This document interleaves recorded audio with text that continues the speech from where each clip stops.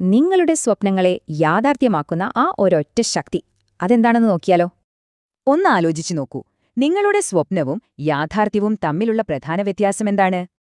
നിങ്ങൾ ഇപ്പോഴുള്ള സ്ഥലവും നിങ്ങൾ എത്താൻ ആഗ്രഹിക്കുന്ന സ്ഥലവും തമ്മിലൊരു വലിയ ദൂരമുണ്ട്. ഒരു വശത്ത് നിങ്ങളുടെ വലിയ സ്വപ്നങ്ങൾ, മറുവശത്ത് നിങ്ങളുടെ ഇപ്പോഴത്തെ യാഥാർത്ഥ്യം.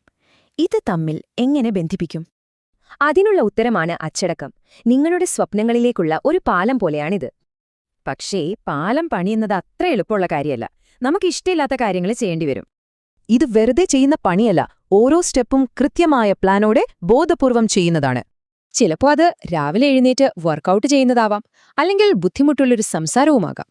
പക്ഷേ നിങ്ങളുടെ സ്വപ്നം നേടാൻ ഈ ബുദ്ധിമുട്ടുകൾ അത്യാവശ്യമാണ്. ഇതല്ലാതെ വേറെ വഴിയില്ല. എന്നാൽ ഇവിടെയാണ് ഏറ്റവും പ്രധാനപ്പെട്ട കാര്യം. ഇഷ്ടമില്ലാത്തത് ചെയ്യുമ്പോൾ അത് ഇഷ്ടത്തോടെ ചെയ്യുക.